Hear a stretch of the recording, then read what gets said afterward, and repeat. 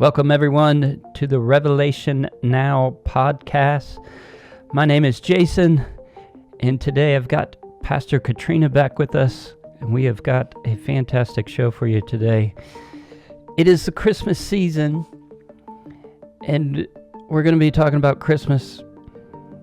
It's got all the elements that we love. It's got angels, it's got dreams, it's got the cosmic battle going on, and I love Christmas. It's my favorite holiday, and there's all these different filters, different ways we can look at Christmas, but I want to start off today putting a little Revelation Now spin on it. And I'm going to start at the beginning, and I'm going to go all the way to the end. So check this out. Genesis 3:15, it says, "And I will put enmity between you and the woman, and between your seed and her seed. He shall bruise you on the head, and you shall bruise him on the heel." That's baby Jesus. And we go all the way to the end, to the bookends of the Bible. That's at the beginning. At the end, check this cosmic Christmas out. This Revelation Christmas. Apocalypto Christmas. Revelation 12, "And a great sign appeared in heaven, a woman clothed with the sun, and the moon under her feet, and on her head a crown of 12 stars. And she was with child, and she cried out, being in labor and in pain to give birth. Then another sign appeared in heaven, and behold, a great red dragon, having 7 heads and 10 horns, and on his heads were 7 diadems. And his tail swept away a third of the stars of heaven and threw them to earth. And the dragon stood before the woman who was about to give birth, so that when she gave birth he might devour her child. And she gave birth to a son, a male child who is to rule the nations with a rod of iron. And her child was caught up to God, to his throne. Then the woman fled into the wilderness." Ooh, that's really powerful reading there. I love it. That's more the cosmic view. The cosmic view, it is. And that's the view that I love. That's the view that I love all the Christmas, all the versions of Christmas, but I especially love that one. And I wanted to start off with that. And so welcome today, Pastor Katrina. You're back with us today. Yes, I'm very pleased to be back too. And I couldn't help but have you back on because this is the trifecta for you, for the books that you've written. You've got the Christmas book, Christmas Traditions, that just came out. Yes. You've also got a book on dreams. Yes. That's fantastic. And a book on angels. All three. And all three of these are in the Christmas story. Yes, they are. Yes, they are. So today we're going to talk about Christmas. Christmas. Merry Christmas, everyone. And so there's these different versions, the secular version, the religious version. But let's hone in today first on the story in the Bible. Okay. And what role do dreams play in this story? Because it seems to be pivotal moments in this story. Yeah. Well, if you really read through the Christmas story, there are 5 dreams and 3 visions in the Christmas story, and they're absolutely vital. Mm-hmm. Without them, we would not have the Christmas story.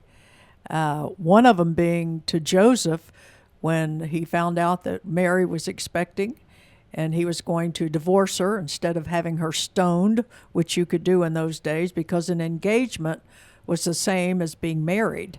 So he could have had her stoned because he knew he wasn't the father. Yeah. So he, being a just man, he said, well, I'll just divorce her. But then he has one dream, the first dream, and an angel comes to him in the dream, appears to him in the dream, and said, don't be afraid to take Mary as your wife. The child she's going to have is of the Holy Spirit. You'll call his name Jesus, for he'll save his people from their sin. And Jesus means salvation. Yeah. So he wakes from that dream. Now, he could have said, I have been so frustrated with Mary, so overwhelmed by this. Now, she told me an angel came to her, and now I think an angel came to me in a dream, and he could have cast it away. Yeah. Instead, he was obedient to Yeah. that dream. Why do you think it was dreams and not just, I guess you're calling them visions, where the angel, are you vision. calling when the angel actually shows up a vision? When the angel came to Zacharias, came to Mary and the shepherds, we call it vision. I call it a supernatural manifestation. That's what I call it. Yeah. But I prayed about this. I said, Lord, why did the angel come in person to Zacharias, to Mary and the shepherds? Right. And why did he come in a dream to Joseph? right. Was he second class? Right. But here's what I realized. He was going to have 3 more dreams, and he was tested by the first one to see if he'd be obedient. And he was, because the very next dream that he has, think about this. The angel comes to him in a dream and said, Herod's going to try to kill the baby. Flee right now to Egypt. Right. I mean, they're in Israel. Right. You've been with us on our trips to Israel. How would you, in the night, how would you like to take a little baby and Mary and travel either by donkey, walking, or in a wagon across the desert to Egypt in the night? Yeah. And it's interesting, too, because like you're talking about Zacharias, the angel literally shows up and he doesn't necessarily believe him. That's And amazing to me. So I guess that's the deal. We think that's always going to be the better way. If something literally shows up, Joseph listens to the dream. Right. Maybe it's something about the internal way of speaking to someone that maybe you're more receptive sometimes. Well, I think maybe Joseph was even more sensitive than Zacharias. But now Mary said, be it unto me according to your word. Yeah, she got it right. She got it right. Yeah. She got it right. And so you've got to realize that sometimes people say, well, if an angel showed up, I'd believe in God. I'd believe in Jesus. Would you? Right. Would you? Yeah. Would you really? According to the scriptures, not really. That's right. Over and over again. Over and over. That's not the case. Yeah. That's not the case. And so I ask you this about dreams. Gabriel, the angel, shows up in the dreams. Are there other things, other entities that can show up in your dreams? Other than good? Yes. Certainly. I believe that. And it's according to what you set your heart toward. It's what your mind is toward your heart. There are those who practice demonic worship, or they lean that direction, and that can absolutely happen. They're calling on those evil spirits, and they will come if you call, or if you open yourself up to them. And your lifestyle, and you're not protected by the Lord. So you are absolutely open to that, yes. A person can be. And I wanted to start off reading those 2 scriptures because, like I said, I love Christmas, and I love the traditions. I love all of it. I like secular Christmas. I like Santa Claus. I like the whole deal. But there's something about that filter. When you can take that off, the story reads very differently. Yes. We have made it glamorized almost. You know. I call it cutesy Christmas. Cute. I like that. Cutesy Christmas. And we see the manger, the barn is baby. beautiful. You know, it's carved wood, but they were really in a cave. Yeah. Because behind that inn, you've been to Israel. There's hardly any wood. Everything's made out of stone. So in that time, there would have been a cave behind, but above the inn where they would have kept animals. Right. You know, like we have parking garages now. Well, that would have been where they would put their animals. Yeah. When they came to the inn, you put your animal back there in the cave. Right. So that's because she was ready to have that baby right then. The innkeeper was really being kind. This is the only place I've got. If you want it, take it. If not, she'll have that baby in the street. Yeah. Well, and I love it because it sets a scene of this cosmic battle going on. Yes, it does. And even then. And it was like a sneak attack. Yeah. He's sneaking in. They weren't expecting him. Even with all the prophecies they didn't see, they weren't looking there. And I mean, especially reading through the gospel accounts of this. Matthew has a specific version. Luke has a specific version. Mark, where they start, John, they're all kind of different. They have these different takes on it. Why do you think certain things? Why do they differ so much?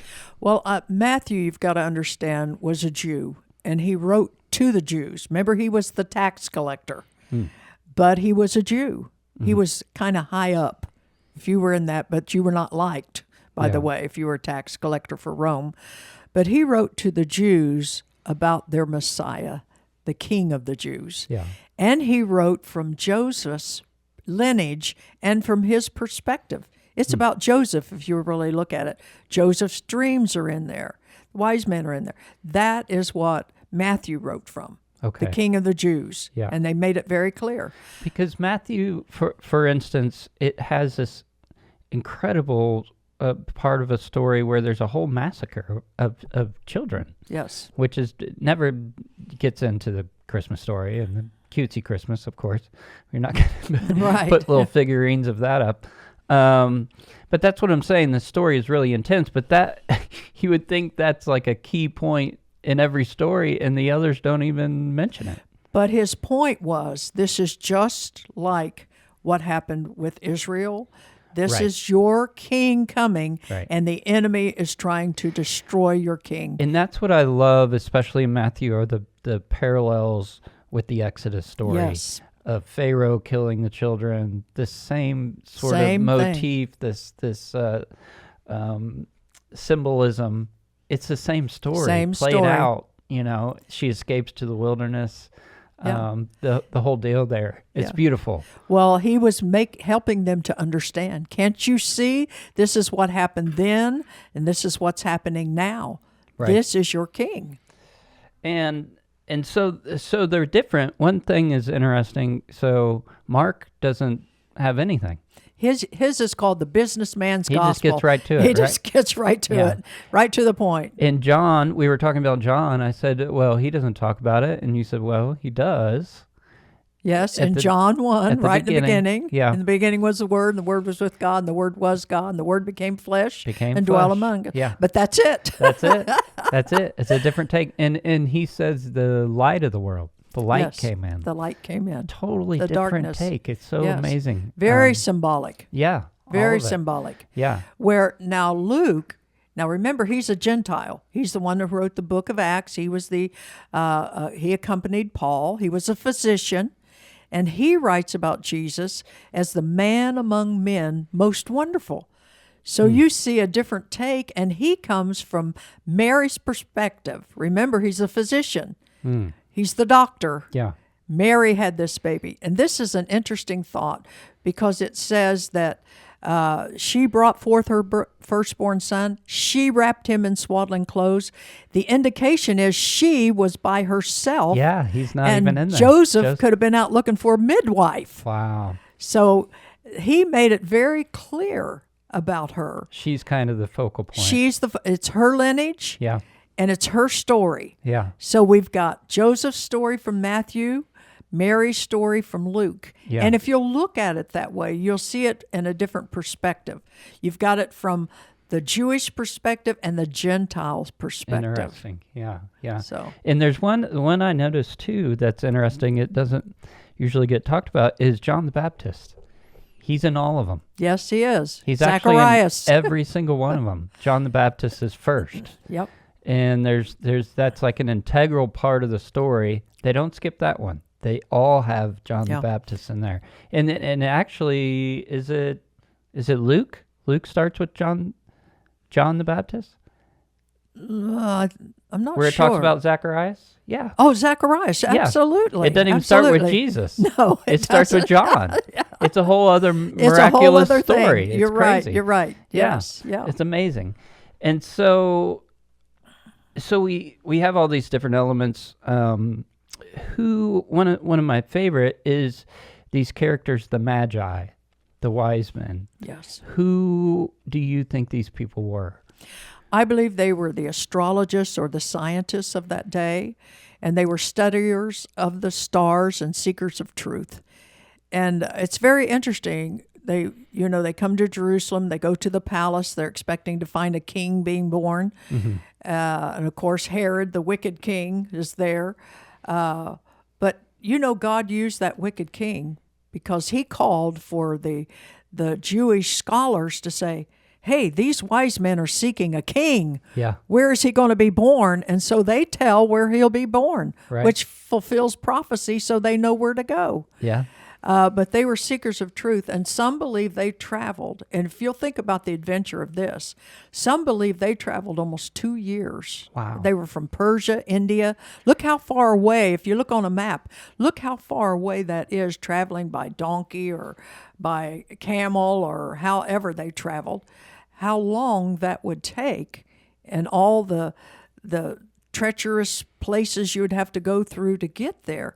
That's how sold they were on it. And listen to what they said to Herod. We have seen his star.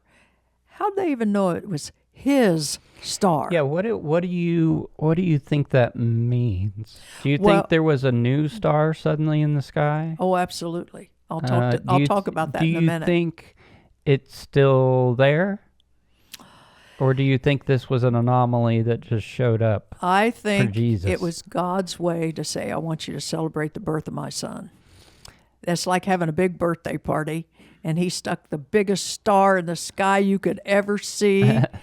But the wise men knew it was his star because of this. This is what theologians believe.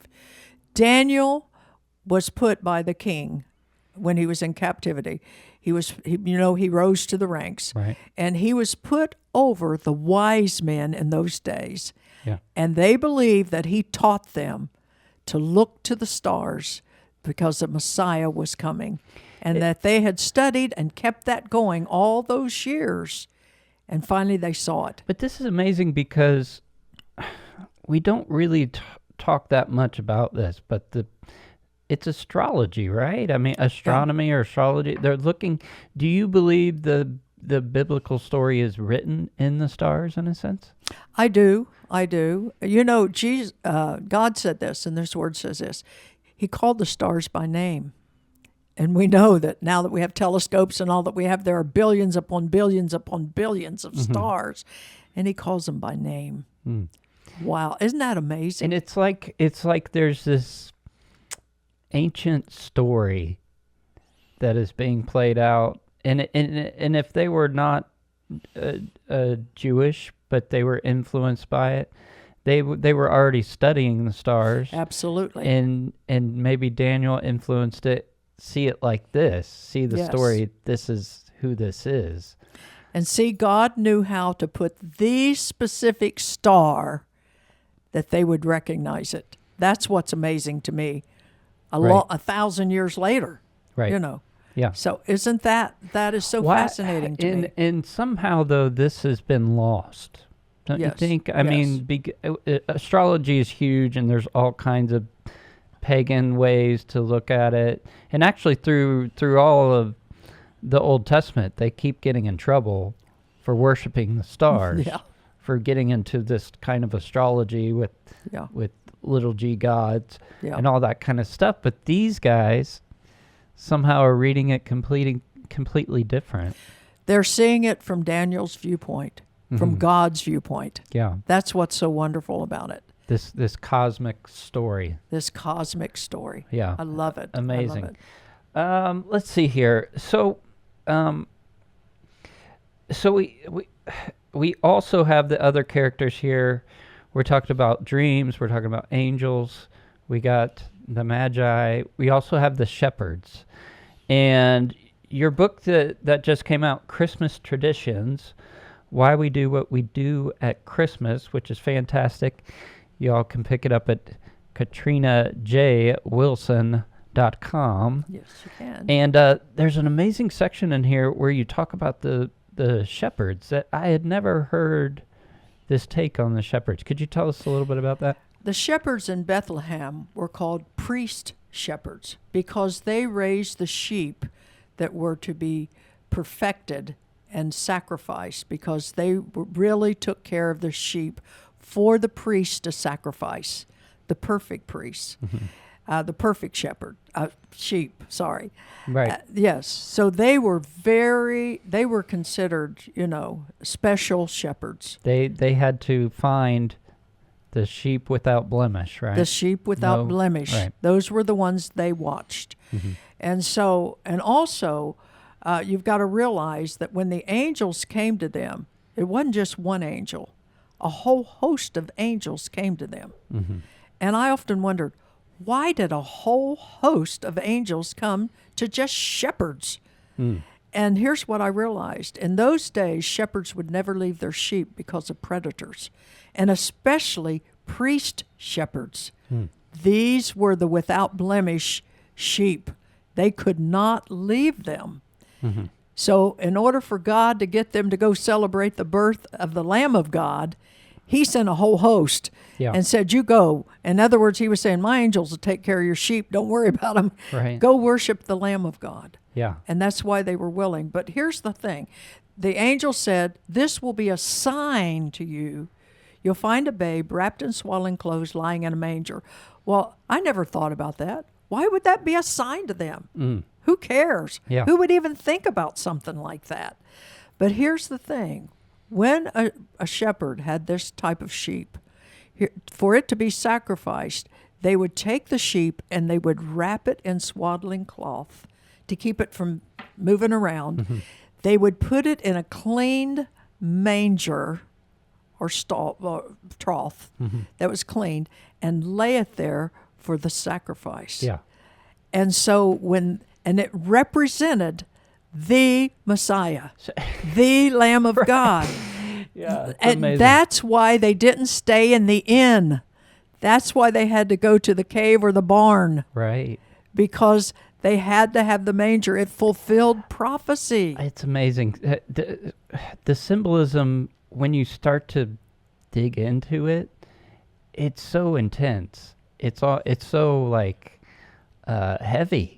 It is. I mean, that's I don't know how much more on the nose you can get.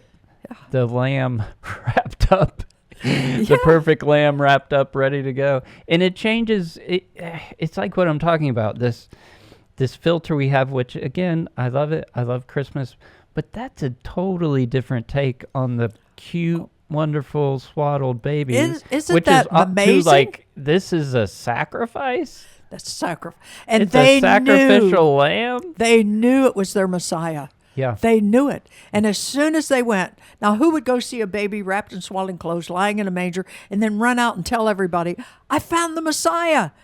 And shepherds, most shepherds in those days were considered unclean by the Orthodox Jews because they smelled like their sheep because they were with them all the time. So they were considered unclean. Yeah. And they were intimidated. They were lonely. They were in the field by themselves, poor, all that.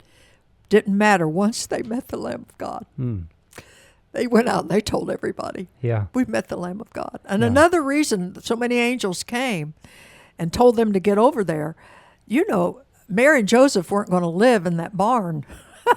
Right. The next day, they're going to get out of there. Yeah. So they had to come then. Yeah. And the emergency of them coming then was the whole host of angels. What's fascinating too, the prophecies that happen over Jesus.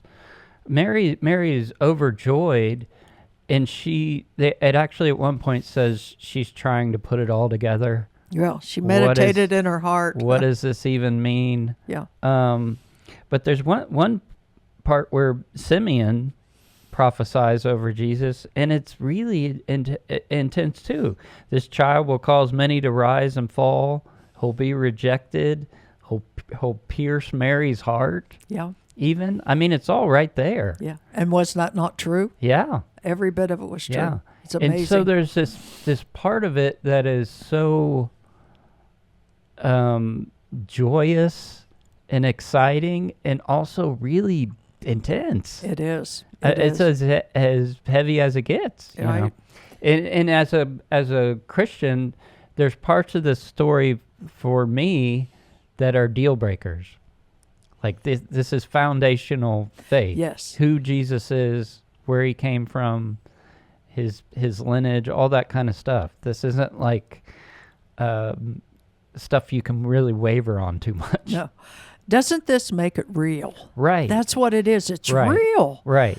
When you start going back in the history of it and you put it together, all of a sudden you go, oh, this is real. Right. This is and real. that's what I want to talk about is the because I work with kids as a kids pastor, and I'm teaching them about the Bible and things, and there's such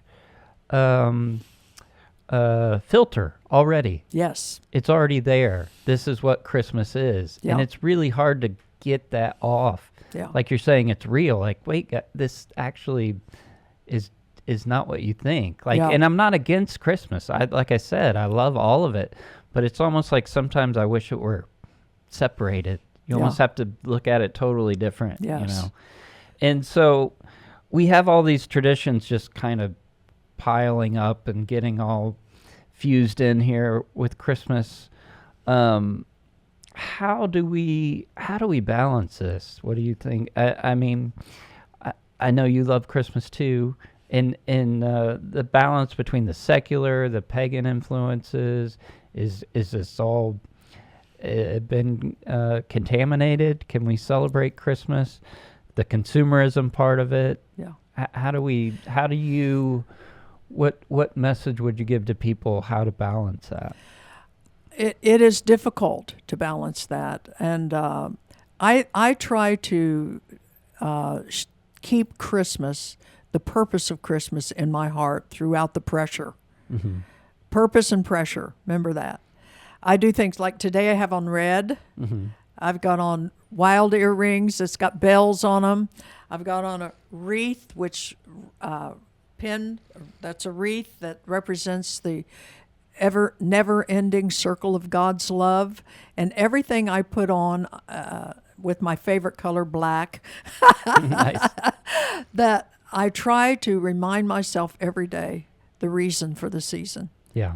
And even with the pressure, I've found out it'll all work out. I mean, you've been at my house at Christmas Eve. Some bring in their gifts. They aren't even wrapped yet. We run back in the bedroom and wrap gifts. Right. And bring them out for the tree. But there's a bad pressure and a good pressure. And What would you say is well, yeah. the bad pressure is when you allow it to overwhelm you until there's no joy, there's nothing left. Right. The good pressure pushes you to do the things that are in your heart. Yeah. And so there will always be pressure. It's Yeah. whether you allow the bad pressure and you get oppressed and depressed and Yeah. all that until you say, I hate Christmas. But you've allowed the bad pressure. You've allowed the world's pressure, the consumerism pressure, all Yeah. this to overwhelm the good. There was pressure during Christmas, the Christmas story. Look at the pressure. I mean, do you realize that Joseph and Mary, they didn't come from Jerusalem. That's only 3 miles to Bethlehem. They came from Nazareth, which is 90 miles. And she's 9 months pregnant. Right. Whether she's riding a donkey or walking, buddy, you're going to have that baby when you get there. Yeah. So there was pressure. Yeah. But it was good pressure because it brought forth the birth of Well, Christ. it's set apart. Yes. This isn't normal time. Right. Like you said, there is a pressure to do more, To do more. something extra. Beyond. Yeah. Beyond. And to celebrate this time. But what about some of the things that people think are pagan or One of the influenced? Maybe main, the Christmas Yeah. tree, or I hear that one a lot. yes, and the people Christmas kind tree. of Yes. make fun of Christians, like we don't know what's going on or where these things came from. Here's the word I hear. Our traditions are originally pagan. All right, I want to say one word to you. Satan never originated anything. You must hear that. He only perverts that which is good. The tree was never Satan's idea. The tree was God's idea. Jesus gave his life on a tree. In the garden was a tree of life. You've got to realize that. He perverts everything. Everything. Every tradition's been perverted by paganism and Satan. Yeah. So let's take a look at the tree, all right?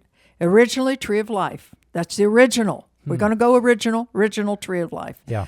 It got to the place that it was about year 300 or 400 in that time. There was an evangelist named Boniface from England, and he went into France and Germany preaching the gospel. Yeah. And at that particular time in Germany, They were very pagan, and they worshipped a thunder god, Thor. Thor. Yeah, and there was a tree they dedicated to him, which was the sacred oak tree. Well, when the thunder god would supposedly get angry, to appease him, they would sacrifice a baby boy under that tree. Yeah. And Boniface was so burdened about that.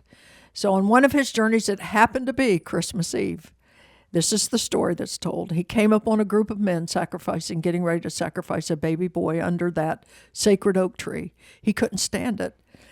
And he stopped them, and he started preaching the gospel to him. They made fun of him, and they said a holy boldness came on him. He can't even explain it.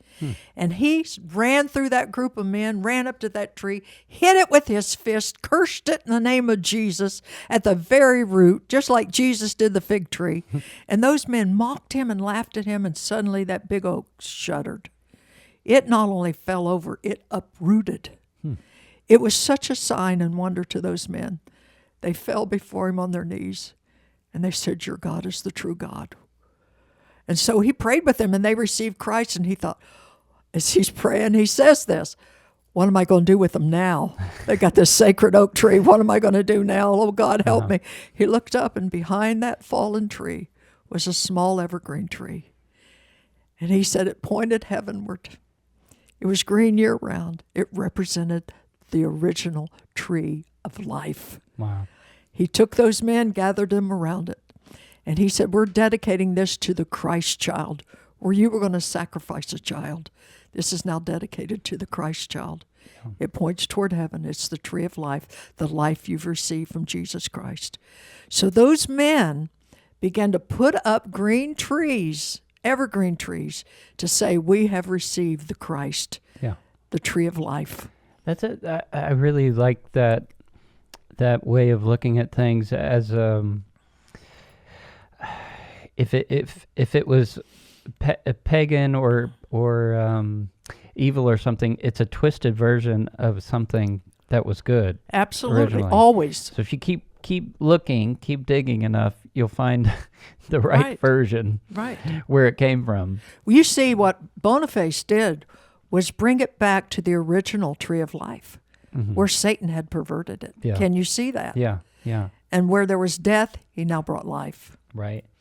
And so the Bible doesn't necessarily tell us specifically directions how to celebrate Christmas. Why do you think that is?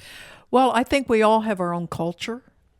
I've been to Puerto Rico one time during Christmas, and their culture was completely different in their celebration. Yeah. Theirs is more toward the wise men and Epiphany. They had big parades with the three kings and all this. It was the most amazing thing, but the reverence toward Christ was wonderful.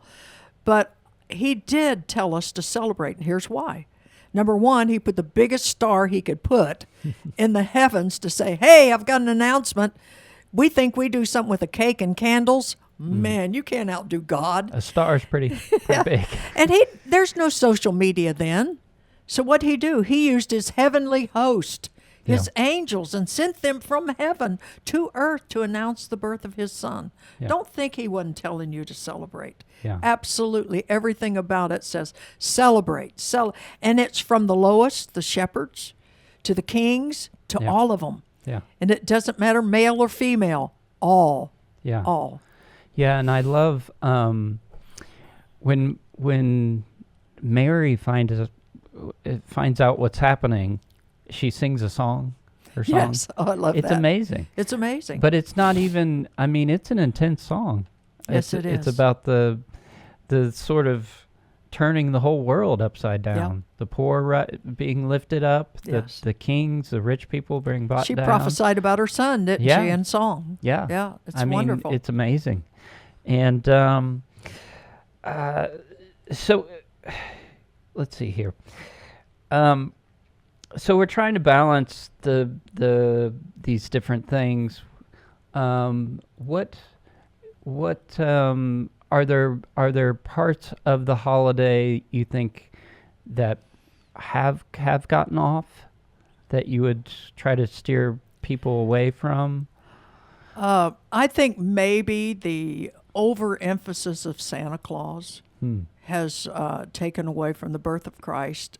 And I think if our families would begin to tell the story here again of the original Santa Claus, who was a man of God, who was Saint Nicholas, Right. he was orphaned as a teenager, but his family was very wealthy. I mean, he became a priest at like age 17. I mean, he dedicated his whole life to God. He was the secret saint. He decided to give away his family's money, but not let anybody know. Yeah. And so you've got to realize it has been, again, perverted, even though he's jolly and all this kind of stuff. But I feel like it's not so much that I'm against those things. I'm against it becoming the centerpiece. That's what I'm saying. Like, if it becomes greater. Yeah, I like Rudolph. I love it. I love all of our American cultural way of celebrating all of it. But it's also like there are just times when it's like, okay, that's fine, but this is different. Yeah. This is kind of the extra, the fluff around Christmas. Yeah. The fluff around Christmas. But we've got to still get back to the heart of Christmas. Yes. Yeah. I think that's probably, and that's from the world's view. Yeah. And we as Christians have to make up our mind. But you do not want to eliminate, listen to me, you don't want to eliminate the tree, the lights. Actually, the lights came from Martin Luther, the great German reformer of the just shall live by faith. Mm-hmm. He put candles on his tree, and here's what he said: Jesus, the light of the world's welcome in my home. Yeah. So that's where we started getting lights. And you know what? It does do something for you. When you drive around and people actually participate and go out. You should see our house, effort Jason. To put the lights out. I was bummed because not a lot of people in our neighborhood have done anything. They haven't done. And it's depressing. Either. I know. I'm like, come on, guys. I know. They did more for Halloween, I think. But that's where we are. Well, let me tell you this, and maybe people will catch this. When Germany, when they had the wall under communism, the first thing they did to suppress Christians, they said, no trees, no lights, no Christmas. In Romania, when the dictator took over, no trees, no lights, no Christmas. Yeah. When the wall came down after like 50 years, first thing that happened, the first Christmas, lights, trees, and they said, you're not taking that light out of our hearts. Yeah. And we're going to show you, communism, you can't do it. Same thing in Romania. Wow. And when you see it, and I saw a nation that said they've decided now to eliminate Christmas from their national holidays. Mm-hmm. And you don't have to put up a tree, don't worry. We're not forcing you, but we're saying it's no longer a national holiday. Yeah. And so a lot of people are saying, oh, we're not putting up a tree, we're not doing nothing. But what they're doing is taking away the light of the world. Yeah. We are witness with our lights. There really is. And I guess that's the balance that we're looking for, is not getting sucked into to total secular consumerism with all of the mythology and the elves and all that stuff, which is whatever, it's fine. Yeah.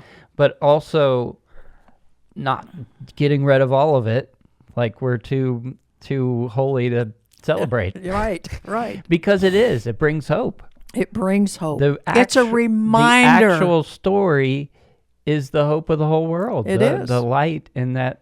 Like those stories you're telling about where people start to celebrate again, it's like spring. It's like these little lights showing up again. It's amazing. It is. This is a time that we can be the greatest witness that we've ever been. Yeah. And you can do it by just putting lights on your house. Yeah. And of course we have a manger scene too, with a big spotlight on it and all that. And but we are determined. Yeah.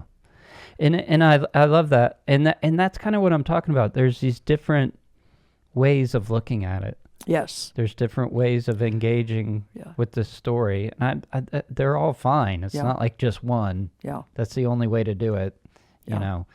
And that's fantastic. Okay, let's go out on this note. I want to know what your favorite Christmas song is. I have two. Joy to the World. I love that. And then the other one is Oh Come Let Us Adore Him. Okay. Those are my two. Fantastic. They could sing that all through Christmas for Yeah. me, every service. Yeah. Just go for it. I love it. I love all the Christmas songs. My favorite is Paul McCartney's Simply Having a Wonderful Christmas Time. Oh, that's cool. It's so Hey, good. I like some of those too. I do. I even like Jingle Bells. Yeah. Yeah, I love it. I love it all. I love all the Christmas, but Don't be a Scrooge. Don't be Come a on, Scrooge. don't be a Scrooge. that's right. See his story again. Yes. How he tried to destroy Christmas. And look at the redemption Yeah. that Christmas brought to him. Yeah. So think about it. And I'll say this. Celebrate it and also at some point put a different filter on. Yeah. Read it differently. Read the whole context Yeah. of what it's in. Those verses in Revelation. This cosmic Right. battle Yes, going on. I love it. This sneak attack. He's coming in. This sacrificial lamb. I mean, guys, that's as intense as it gets. Embrace Christmas. Don't erase Christmas. There you go. There you go. All right, guys, we're gonna end on that. Merry Christmas to you all. Merry Christmas. We will see you soon. Go check out, before we go, Christmas Traditions, Dream Talk, Angels in Action. You can see them at KatrinaJWilson.com. Go get her books. They're all fantastic. We got the trifecta for you. All right, guys. Also go to RevNowPodcast.com. Subscribe. We got some good stuff coming for you guys. All right. Merry Christmas, everybody. We'll Merry see you next Christmas. time.